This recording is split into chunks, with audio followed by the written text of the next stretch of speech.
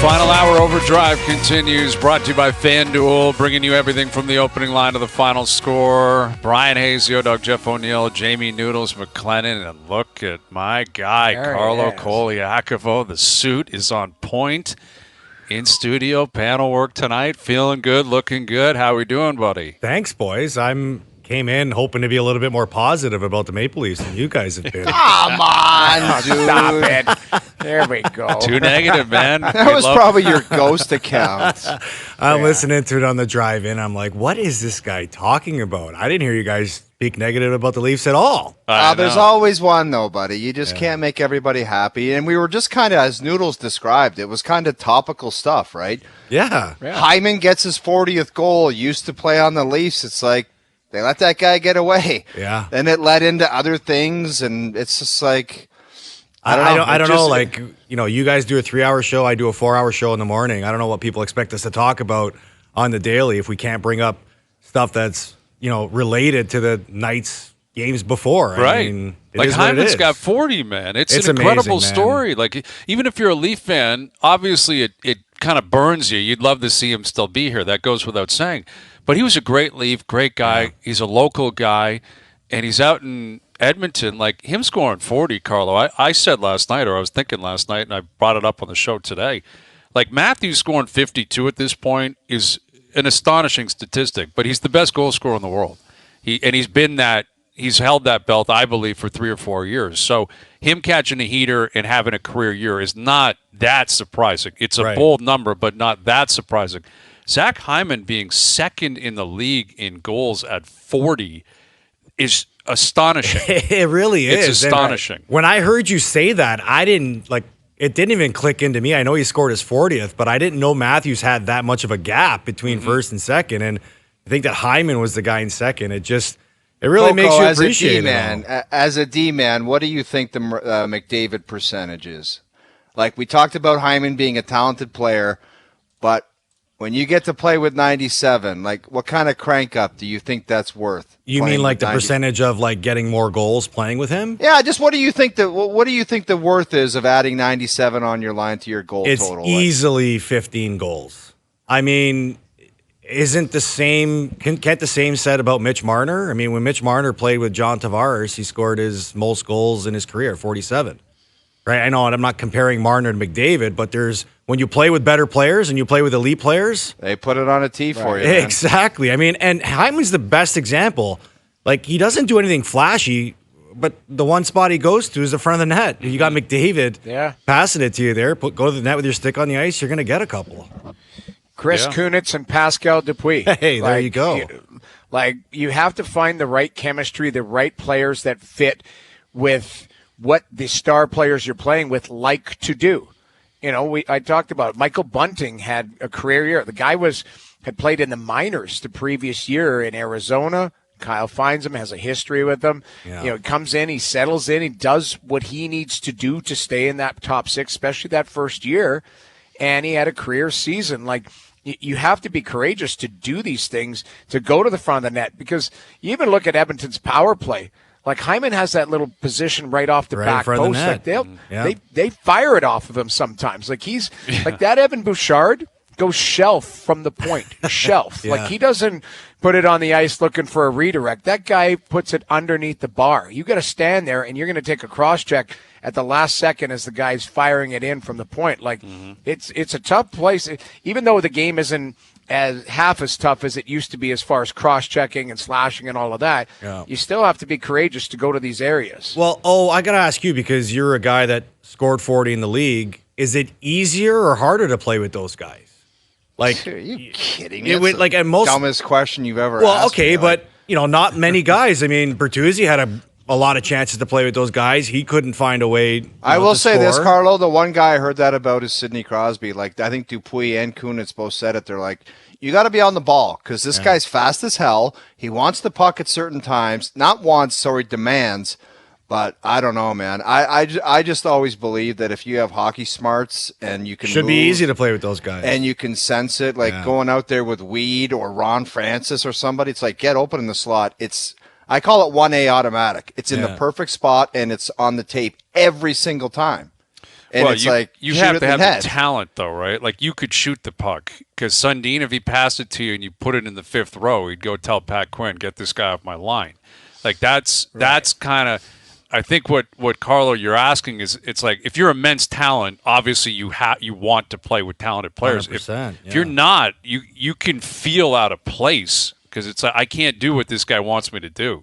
Like I think that's again the kind of what the magic of what Hyman's bringing is. It looks like meat and potatoes, and in many ways it is. Yeah. But he's playing with a guy with caviar. You know what I mean? Like McDavid is such a special talent that you have to have IQ. You've got to get in the way. You've got to get out of the way. Yeah. You got to make sure you're not offside. Goaltender interference so you don't take a goal away from them. Like there's a lot of different smaller details that factor in. And the thing with Hyman too, Hayes, is that if you go back to his time in Toronto, remember when the big boys are slumping, the coach was looking for Hyman to get back on that line to get those guys going. And that's what makes him special is that he's found a knack playing with some of the elite players in the league. Do you think he rides that all the way to the 26 Olympics? Yes. Yeah. Absolutely. Interesting. Well, because, he's a guy that's a right shot that really knows how to play left wing, right? And if you look at the depth with a certain guy. With a certain guy, yeah. And if you look at the depth of the left wing position for Canada, it's not very good. Well, it's 2 years away. I mean, right now, that seems like a foregone conclusion. Like right now, I would absolutely, if there was the tournament started tonight, it would be Hyman, McDavid. A lot of things can happen. Hey, there might be a guy that are playing in the OHL right now that might be on the left wing. Yeah, that's the thing. Like in 2 years, McDavid will be there. Hyman, I don't know. I don't want to rain on his parade, but 2 years is a lot of time for a guy who's over the age of 30. Like everything's magical for him right now. Yeah. It's been unbelievable, but. We'll see. Leafs Arizona tonight. This feels like a must-win, but there's something about Arizona, right? Like Arizona, they always win in Toronto. The old must-win. Well, it's not a literal must-win, but figuratively speaking, should win tonight. Yes. Should win tonight. I think it was Al's brother that sent a tweet out this morning that the last time the Leafs beat Arizona at home was like October 17th, 2002. Ooh. Like, it's a long time. Like... Has Arizona been that dominant powerhouse? No. In the league? I mean, so clearly, there's something to be said about, not, or at least for Arizona, playing your best game against certain teams. I hope this would be, like when the Leafs were playing as good as they were on that 7-game win streak, there was a lot to like about their game. And I think what I'm really encouraged about when you saw the lineups come out of pregame skate is everything stayed the same, right? Was last game just a blip? You come back off of a long road trip at home. You're playing against a team you just played that you dominate on their home ice. Did they get the best of you? What I want to see is the Leafs jump right back into that game that they were used to playing for 3 weeks, regardless of who the opponent is. Yeah, that's. Yeah. I would think as Keefe. His message probably right now is suggesting that, like, it doesn't matter what the other team's doing. You control your own destiny. You play the way you're supposed to. If that happens, the Leafs should win tonight. Will win tonight. But, Keefe is going to be an interesting case study tonight as well. Like, he got fined $25,000. Can you believe that? Like, what did he do that was so... We don't know. Egregious. That's what's $25,000. Yeah. We don't know what he said. You can't get kicked out of the game now anymore? What do you think? How many times do you think Pat would have been fined, Carlo?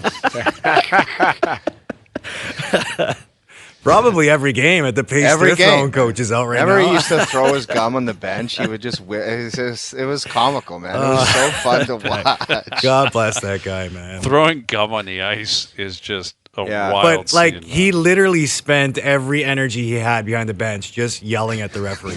Like he wouldn't even coach. He would just yell for no reason. Right. No reason. If your player went offside, it was the ref's fault. Yeah. It was insane. It was insane. I'll never forget it. him yelling in Detroit in preseason at the ref in the faceoff, and then Draper, like the puck hit him in the face and his other eye got black. That will be ingrained in my head forever. It's like his one black eye, and then he started chirping the ref and dropped the puck, and it came up and hit him in his other eye. So and he's yelling at the ref, "How dare you drop the puck like that?" Yeah. And it's like, what are you talking about?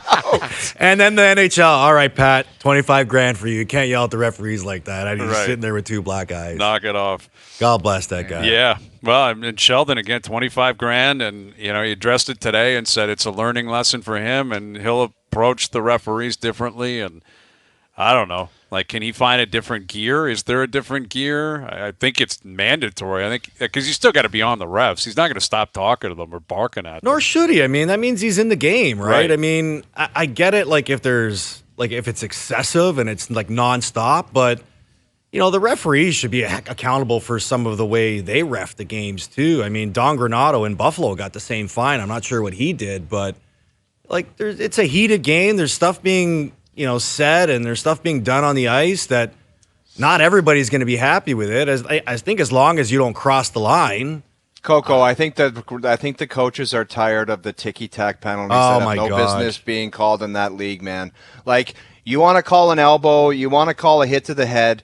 This is the big leagues, man. Guys are stepping on sticks and falling down. That Marner penalty, this is not Leaf bias. That's just an embarrassing penalty. It's just like, and the idea of going out there to call penalties as opposed to ref an NHL game, the best league in the world, big boys, like that's insane. Look at I'm this. so with you on this one. Like every night you watch it and it's like, really, dude? A guy stepped on a stick and it's tripping. You know better than that. This is the best he didn't league even in step on the stick there. And He furthermore, if you were going to get a penalty, it would have been to Nyes. Nyes was the guy right there. It's like he put his stick in there. It's just embarrassing. You got to have better reffing. It's unacceptable. What did he get? Did he get a trip or did he get a hook on that? It was tripping right there. It's up. Yeah, I mean, if you clearly watch the replay, the only thing Marner does is kind of sticks his hand or his stick into the hands a little bit. Like I thought it was a hook, but it wasn't a penalty. There was no penalty there, at all. Like if he was going to call something, maybe you can go, okay, he reached at his hands. There was no attempt at the feet. From the one angle that Joe from the bridge just showed. No, that was his angle. That's where the ref is. The ref's right there, right behind him. I think just because he sees him fall, he's like, "Oh, okay, he fell. Somebody must have done something." And I think that's what bothers me too. Like I played 2 years in Europe, and Noodles, you played a little bit over there too. This is like common in European hockey. It's almost like the refs are influenced by the crowd. If a player embellishes or a player falls to the ice, it's immediately a penalty. I've seen the arm go up after the ooh, and it's just like, what are we doing here? And it came to a head in Winnipeg, I think, when John Tavares flexed his stick, broke, and then the ref put his. That was insanity. It was. Yeah, that was wild. That was wild, man. I didn't know what I was watching. Well, and what I think the ref is worried about. It doesn't matter because it's 2 nights ago. They were going to lose anyway. But if you don't make the call and Matthews wraps it around and scores, and then it's 4-3, Cassidy's yelling, "What the hell are you doing? Like, why didn't you call that?" And that's always the flip side of it. Is if the Leafs, they don't make that call, even though it was ticky tacky, I don't dispute that. Then Cassidy's pissed and Vegas is pissed. You can't win if you're the refs. Whichever team loses feels like they got jobbed. What do you make of the Tanev deal? Tanev to Dallas for a second, a conditional pick, and a prospect. The prospect sounds like he's, good prospect. I don't think he was one of the, 3 or 4 best in the Dallas organization, but not a first-round pick. Tanev was always linked to a first-round pick. What do you make of it? And the Leafs, I guess, missing out on this if they really wanted him. I think it's a great deal for Dallas. Mm-hmm. They've kind of had the same problems the Leafs do. They don't have enough right-handed shot defensemen. Not enough top 4 guys, and I think he fits perfectly for what they need. And they had a second-round pick, right? Something the Maple Leafs didn't have. And,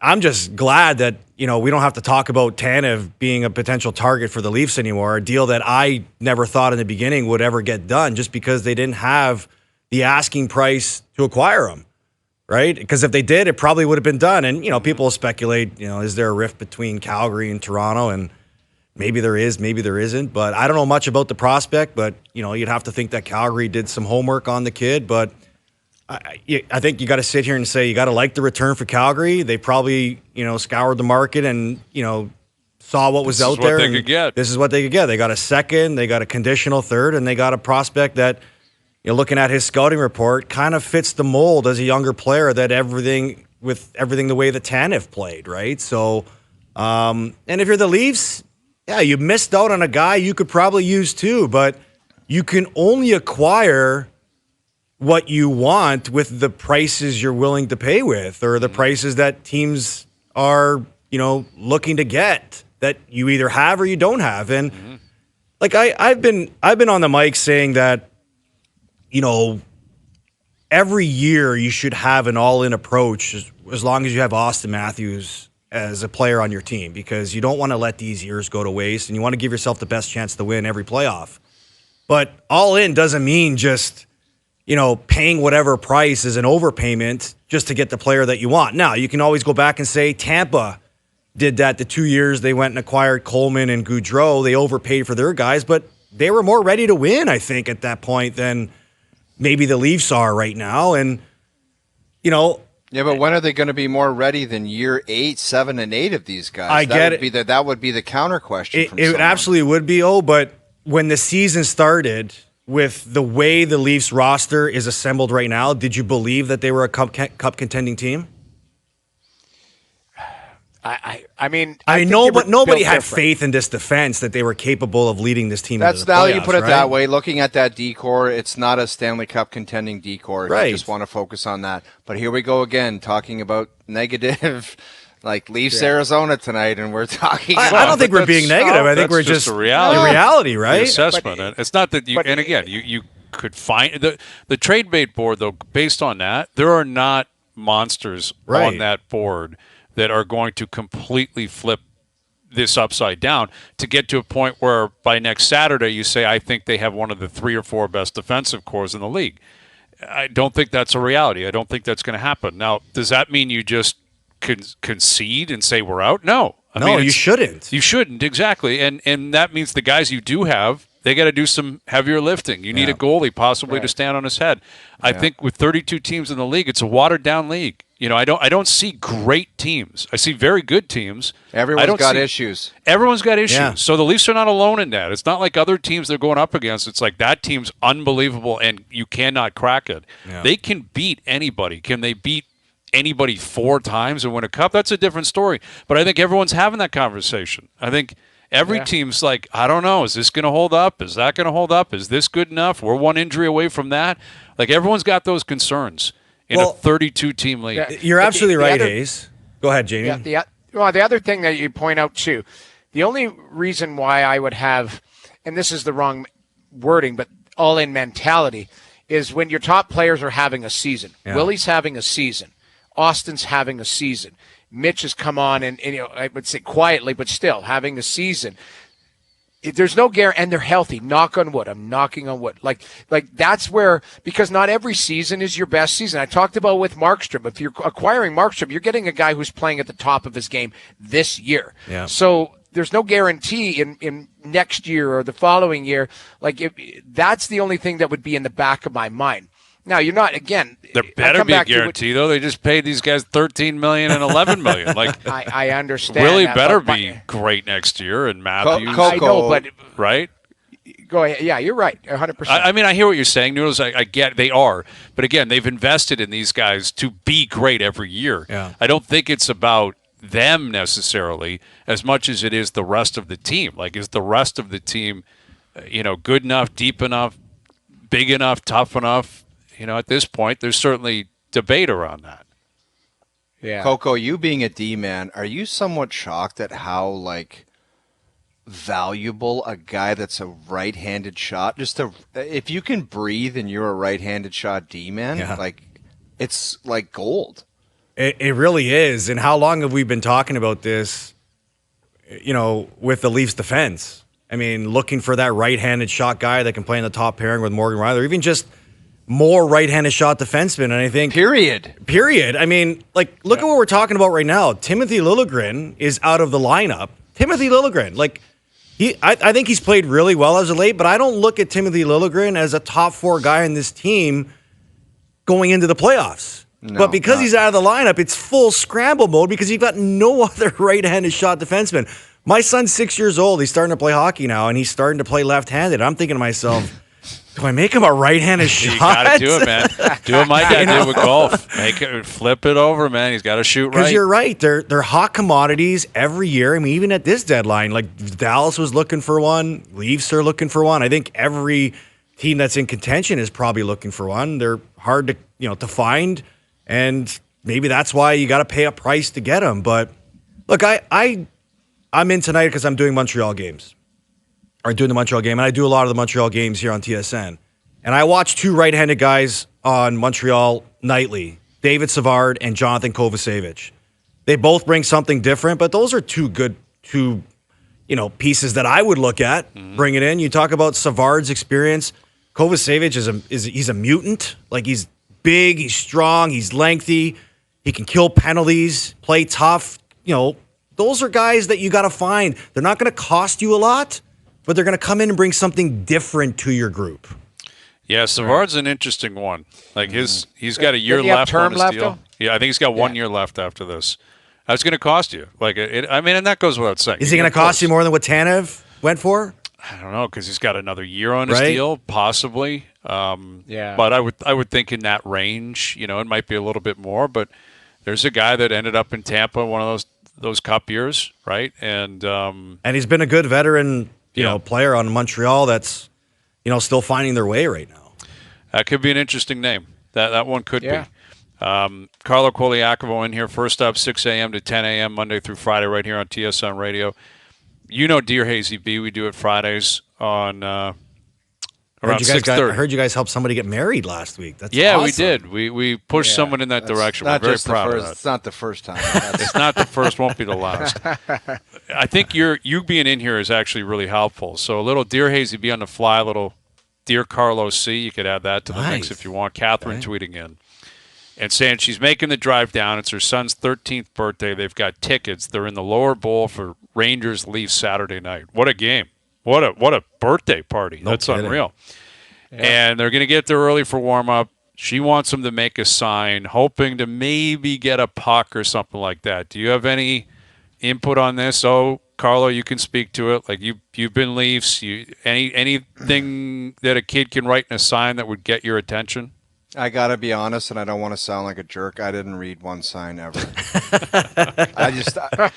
They were never. You're warming up. Yeah, it's a business. No, but you. There was never dog, can I have a puck? I'm just like, that sign's not for me. I'm not reading it, and I got to get ready for an NHL hockey game. Okay. Yeah. So if I was a megastar like Marner or Matthews, I guess sometimes all the signs were for you, so you might take a peek and say, if it says Mitch Marner, you're my favorite player ever, you throw a puck over. But I knew none of those signs were for me, and nor did I want to read them. So I just carried on I'm with O. I'm not trying to sound like a jerk. No, I don't think you are. I was the same as you because I didn't want to be that guy. Don't be kidding. They weren't for you either. Well, no, they weren't. But if I wouldn't want to be that guy that went into the locker room after warm-ups and had all my teammates poking fun at me. Hey man, why aren't you warming up? Why are you focused on reading signs and taking selfies? But we live in a different era right now where it's all about, the viral videos. You get a selfie in warm-up with one of your favorite players, you're a legend. Mm-hmm. Yeah, you absolutely are. And so my advice would be, if you can't get to the glass, you probably are wasting your time because players aren't going to look up in the stands and search for a sign. I mean, we see... Marner's done it a couple times this year. Matthews has done it a couple times where they exchange, I think Marner did a dog toy for, a pack of gummies back in. That's wild. And this isn't a shot at Marner. I think it's really cool to see that fan interaction. But I think social media has definitely changed that approach to fans' way of thinking, what they can do, and players' way of thinking of, what they could be doing too. I will want to weigh in here because I'm between the benches, and in warm-up, all the time you see the signs. And production crew is always taking a peek at the signs. For me, if you want to get noticed, your sign has to separate. And I don't know what that means. You're not swearing or whatever, but it has to be something that, you gets the attention of the player. Because keep in mind nowadays, when we all played, the guys' wives and kids are now down there. Right. And there's babies in the glass and the players skating over to the baby and the kids and high five it. Like, it's a different warm up is way different than when we were playing, because if you even talk to somebody back in the day, if you weren't ready for the game, somebody would be all over. Now it's like the warm up is just the players' lounge. It's like everyone's out there. You got to put your time in. I can just imagine, like, Gary Roberts yelled at me one night because I was talking to Jason Allison from Washington, and he just said, what do you think you're doing? And I'm like, I'm just saying hi to the guy. He goes, get over here. Let's get ready for this. It's like, okay. But that's so it's different. Yeah. So I would like, what the hell do you think you're doing? Because I thought it would be cool to stretch at center ice, because I played in the World Juniors with Jason Allison and junior against them my whole career. So we're kind of doing the NHL big league chat at center ice, and Gary's like, get real, man. What do you think? And it's like, okay, I guess no talking and warm up. I would say have your sign be unique. I don't know what that, like, make it unique so that it's noticeable, and then maybe somebody will toss you a puck. The other thing too is don't focus on this. This is something I could definitely speak to. If somebody made a sign for me, I would pay attention to it, because nobody ever made a sign for me. Right. So maybe make a sign for somebody who's farther down in the lineup. Exactly. Pontus Holmberg, shout out. Yeah, Pontus Holmberg, love you. And do it in his native tongue or whatever. I love the guys from, who's their favorite player? I don't think they said who their favorite player is. Whoever your favorite player is, you just say, hey, favorite player. The guys from OverDrive said that you would give me a puck. There you go. That's a That'll get you noticed. Man. That's a challenge. That'll get you on TSN. That's when you know whether we're loved or hated. All right, I was just going to say, might not get you a puck, though, depending on... Might get you kicked out, depending on who sees it. Exactly. The Charles good Oakley luck. treatment. That's all we can do. We tried. We're trying to help here, Catherine. Good luck on Saturday night. All right, Carlo. Good stuff, buddy. Thanks Always for doing a pleasure, this. boys. Catch you on the panel tonight. There's Carlo Colaiacovo first up, 6 a.m. to 10 a.m. right here every Monday through Friday on TSN Radio. Overdrive continues, TSN 1050 and on TSN 2. It's disappointing to show you this, but I want to see if you can identify what this is. It's something that's very near and dear to us both. Mm-hmm. But I want to see if you can figure out what it is. Joe from the Bridge, could you show Hayesy-B? Do you know what that is, Hayesy-B? That looks like macaroni and cheese, or no, macaroni that loaf. Is the penne pesto at the Alumni Box. You're kidding me. Oh, wow. I am not kidding. I just got the text saying it's penne pesto night. Where are you in Hayesy-B? And we're not there. That's sickening that they would have that without us. Dude, I mean, how greasy is that? We've let them know. Not that they should even I'm not even an alumni. I know. Can we clarify that? Like, they have no business listening to me. But they know ever. what that dish means to us. I know, man. It's my go-to. Yeah. It's my number one. I almost don't want it again, because I had it that one time. I went up twice and then a third time. I think Rick Five caught me twice, and he was sickened by it, as he should be. And I just kept going back for the penne pesto. And I'm like, this is the greatest pasta dish I've ever had in my life. I've so never it's one had of those anything close. experiences you just were like, I don't don't want to do it again. Exactly. Like, you know what I'm saying? Like, it's I've been there. I've done it. I almost don't want... It would cheapen it. It might. Or there's a chance the next time I'll say, that's actually really good, but not great. I don't know why I thought it was so great. That's exactly I what have you'd a mental say. image. That pesto pasta in the Alumni Box from a couple of years ago is the greatest dish I've probably ever had in my life. And I want to leave it that way. So congratulations to everyone in the Alumni Box tonight.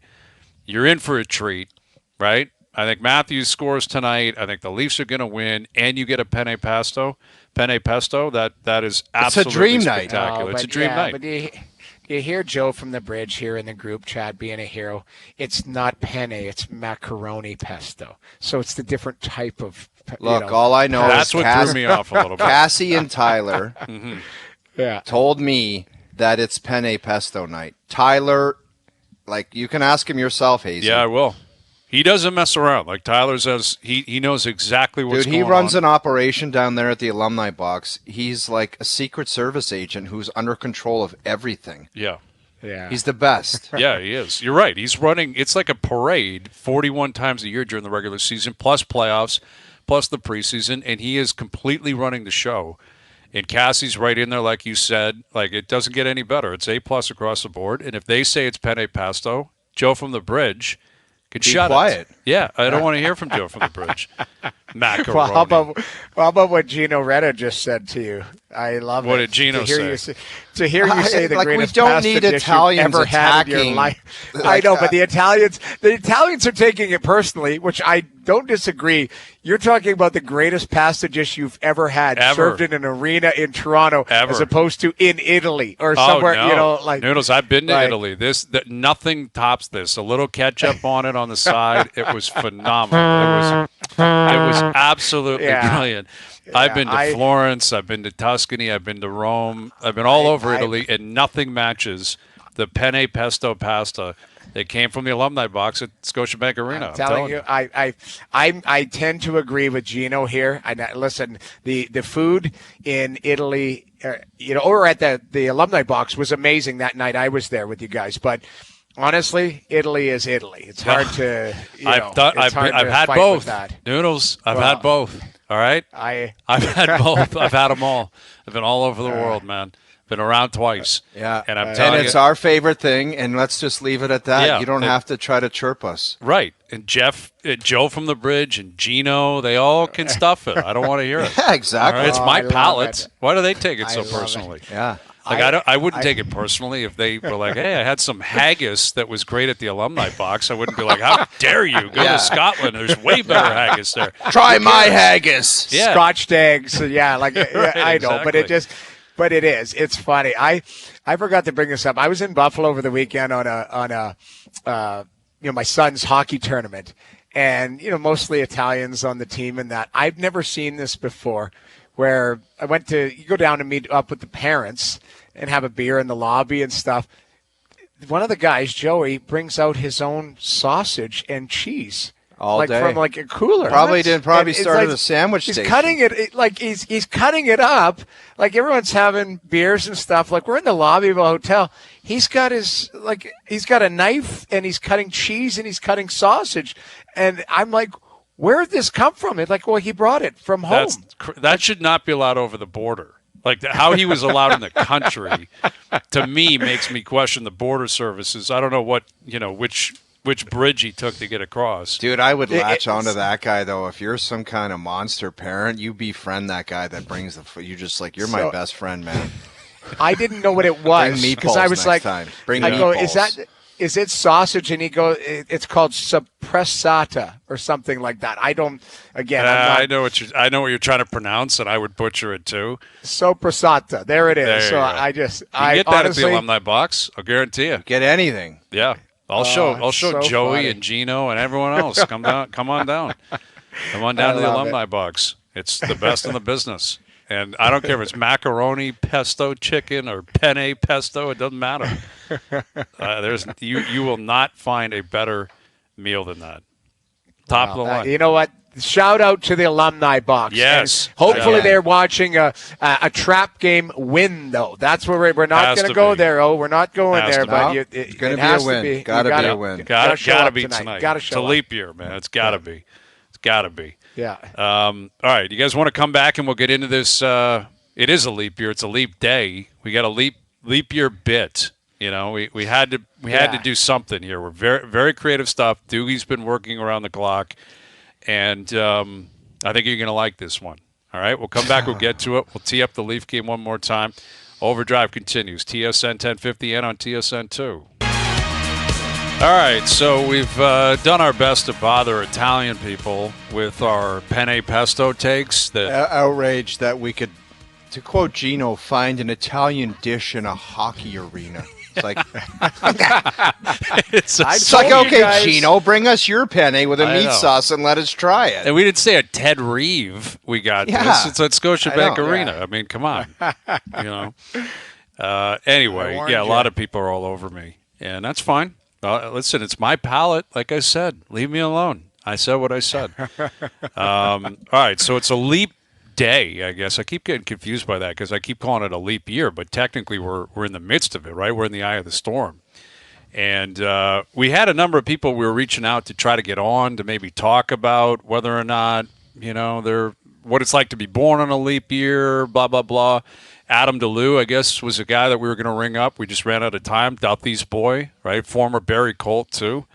I think Yeah. he might have been traded in the Sheldon Keefe Jefferson deal too. I think he might have been a part of that, going back to St. Mike's. And if I can recall correctly, tough as nails, like heavyweight Neo. So anyway, thanks to him for at least going back and forth with Doogie on, being an original, being a leap year guy. But we figured we'd look ahead to 4 years from now. Little mashup, leap year, arbitration. I'm going to give you a couple options. We'll go around the table. Which one do we think is most likely to happen? You guys ready? Is it which one is most likely, or which one do we want? Well, probably most likely, like the way it's set up, is most likely. If you want to put your own spin on it, you can do whatever you want. Here we go. LeBron James is still playing in the NBA in 4 years, or LeBron James is a part owner of an NBA team in 4 years? Part owner. I can't see him. He's 39 years old. What do you think he's going to be wheeling around as a 43-year-old in that league? No way. Look what he's doing right now. He's a freak. I get it. Look what John Tavares did 2 years ago. Ripped home 30 goals, and it there's a decline that happens very quickly, especially for a guy like LeBron who loves posting videos, training in California with the windows open in the back with Myles Garrett. I don't know what he posts, but he's a workout freak. But no way. In 4 years, no way. Not playing owner. I've got one question. What is the status of his son? Because, his son had the heart thing and all of that. Like, I don't know. Where is his son at? Because I always believed that he wanted to play people are saying they don't even know if this kid will play, period. Right. That's what I'm asking. I don't know. Because that's the only reason that would lead me to believe if he wanted to play with his son. If his son was on the road to recovery and was going to be an NBA player. No, but he said he doesn't want to do that narrative. He doesn't want to. He did that before, and he got roasted for it. So now it's like, leave the kid alone. Well, then he's going to be an owner 4 years from now. Yeah, I mean, I think Bronny, there's a chance he's a 4-year player in college. He's a freshman right now. He's going to go back next year as a sophomore. If it goes well, goes great, he'll come out and enter the NBA. But what if he stays for a few years and then his 4th year he makes it? That would be LeBron still playing in 4 years. I think he's going to become a part owner of a team. It sounds like Vegas. He's in on that. It's almost like he's just declared it. Like, I'm the guy. I get to own that team. I'll buck the trend here because, again, he's not just playing at 39. He's dominating at 39. The numbers he put up last night consistently throughout the year, it's awe-inspiring. Brady, in a much more physical sport, much more. Now, you don't have to be as in shape, but much more physically daunting. Played until he was 45. LeBron is a freak of nature when it comes to being in shape, and he never seems to get injured. I'll say he's still playing. No way, dude. He talks about, and who's his agent, Rich Paul? Yes. He talks about the spotlight, this and that. Don't you think in 2 years he just wakes up and says, that's enough of this? Like, he's going to announce it first, man, and do a tour. Like, if he wakes up in 2 years and says it's over, he's playing a 3rd year because he's getting a full tour around Hayes, the I NBA. think next year in the NBA is his last year in the league. It could be. Joke. It could be, I think but it's his last year in the league. He's still so good, man. He's still really, really good. So what? Sometimes it's just good to step away. I hear you, but Brady didn't. Like, Brady played till he was 45. Not even. Do you know how much running is involved playing in that league the way he does? No way. It is way different. Did you see Brady actually beat his 40 time at the combine? He ran it yesterday. I saw that. And he did better at 46 than he did when he was like 22. Wow. Crazy. Training to chase down that jiu-jitsu trainer. Yeah, well, that's maybe one you just want to write an email. I don't like you, and I don't like your activity. You got to be careful with that, man. That guy's like a triple black belt. Yeah. All right. Yeah, exactly. Continuing, leap year bit. More likely to be the case in 4 years. Victor Wembanyama is the face of the NBA, or Connor Bedard is the face of the NHL? I'm going to go with Wembanyama just because of the fact that he looks like such a different and special talent. And I don't know, you see some nights where it's not like dominant every single night, but he has some nights where you're like, that's special and that's going to transcend the league and he's going to be the next guy. And people are always talking. I was watching the other day, and I think it was Windhorse that was saying people are already chatting about players saying they want to play with this guy and they want to jump on board before it gets to, like, they want to win, they want to be a part of it. So I'm going to say Wembanyama. Yeah, I'm Wembanyama as well, because I think when you watch this guy, it's actually awkward. But he's so much bigger. He just looks like Kramer at the dojo. Like, that's kind of how I feel. And when he grows into his body, like, he's going to get bigger and stronger. Like, I think he'll be the face and dominate, like, completely dominate. Yeah, I agree. It's awkwardly effective, and he is more unique than Bedard. Like, Bedard is a great player, great talent, but he's not like so unique that we've never seen anything like it. Wemby, we've never seen anything like it. The guy's like 7'3" and can hit like step back threes, and drop back threes, and he can throw up hook shots and 10 blocks in a game. He's a freak of nature, and in 4 years, I fully expect he's the face of the NBA.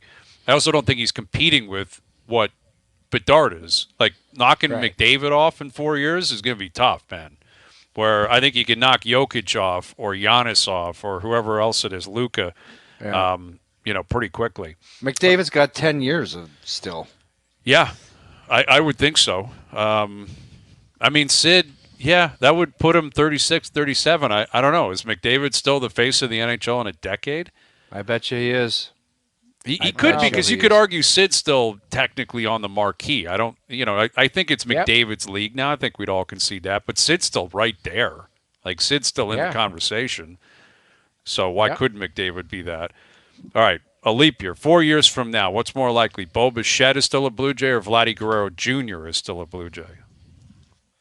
I'm going off the board and saying neither. Really? Look at you. Look at you. I think things are moving fast. There was insiders in baseball saying there was a lot of chatter around both of those guys last summer. And maybe that had something to do with it, was the Ohtani situation. I just think in baseball, things change quickly. I'm going to say neither. That's just my answer. I'm going with Bo. I think you know what you're going to get from him. I think he's been a lot more consistent with his rise as a player, and we know what he is. Like, I think you just know what he is and know where his ceiling is. Where Vladdy, you're hoping. There's a lot of wishing and hoping and stuff. Where with Bo, I think there's just a consistency. So I'm going with Bo. Yeah, I think sadly, there is a real chance that neither of them are here in 4 years. But I think it's more likely that only one of them will be here, and I'm going to say Bichette as well. I don't know about his negotiating history with the team. Again, they avoided arbitration, just signed a 3-year deal to get it out of the way with. I think they question whether he can play short, at a high enough level throughout the rest of his career, and do they want to pay him like a shortstop when they think he should play a different position? There's a question mark around Bo in terms of the way the Jays feel, and with Vladdy and the way the Jays feel. But I agree with your assessment, Noodles, that he's been more consistent in terms of what you're getting, right? Yeah, it may not be elite status all the time. Maybe he's not a future Hall of Famer, but he's a really good hitter, really productive. He is playing short. I thought he got a lot better defensively there last year, and I think they'd feel more comfortable with committing to him long term as of today. Answering today. Could be different a year from now. Could be different 2 years from now. All right. We mentioned, face of the sport. Why don't we do some rapid fire here based on who I believe are, the faces of their respective sports. 4 years from now, best player in the sport or the face of the sport, Shohei Ohtani or the field in baseball? Ohtani. Still Ohtani in 4 years? Absolutely. He'll be back pitching Ohtani all day long. I'm in no question about that. I'm going with the field because Ohtani's history, injury history. That's where I'll roll the dice with it. Yeah, I'll go the field too, because if he's playing for the Dodgers though. It's such a big brand. They're going to be good every single year. He's still going to mash. But 4 years is a long time, and if he's not pitching, I do wonder if the shine comes off a little bit. He's likely will pitch, but I'll go with the field. Patrick Mahomes or the field? Mahomes, man, come on. Even though the owner's a little apparently, Clarky Hunt is not really a beloved guy. Clarky Hunt, get off your wallet. You little rascal. Yeah. All right. McDavid or the field? I'm going McDavid. He's McDavid, like we said yeah. about Wemby. He's way different. Like it's a lot different. Okay. McDavid all day long. Yeah, I'm going with McDavid too. I in 4 years he's still going to be, he'd be 30, 31 years old. He's still in his prime. All right, last one here. Scotty Scheffler or the field? I'm going to Scotty take the Scheffler. field, man. There's kids coming Yeah. out of college. I said it. I right. said it a couple years ago. There could be some stud that turns into Tiger Woods, and maybe it's that kid that won already. Yeah. Maybe, although you Dunlap haven't or heard his name Jake since Knapp. then. Well, Dunlap, I think he was 400 today. Like he had himself around. They're torching this course. Which is But- unusual. I think the rough is down, and they turned one par 4 into a par 5 because the scores are usually Yeah, the Gross. Hondas, like it can be 300 or 400 can win that tournament. Pass. not this year. No, it's a birdie fest today. Yeah, I'm going the field. Like 2 years ago, 3 years ago, Scheffler was still on the Corn Ferry Tour. Like guys come and go. He's not Tiger. He's a great player, but he's not Tiger. Yeah, and although who if he learns knows how with to the putt, he putting. could. Yeah, But the putting could get worse. that's the thing. If it gets worse, he's going to go the opposite way. All right, Leafs, Arizona tonight on TSN 1050. We'll head down to the rink, catch up with the Tapman and company, Ralphie and Bonesy with the call, so we look forward to that. It's going to be a fun one tonight. We're out of here. Thanks to everyone behind the scenes for helping out. We appreciate it. Everyone for tuning in, TV, radio, podcast, web. We appreciate that. We're out of here. We're back tomorrow at 4 p.m. Tyler and Cassie, save me and Hayesy-B some penne pesto. Yes. 4 p.m. We'll chat then.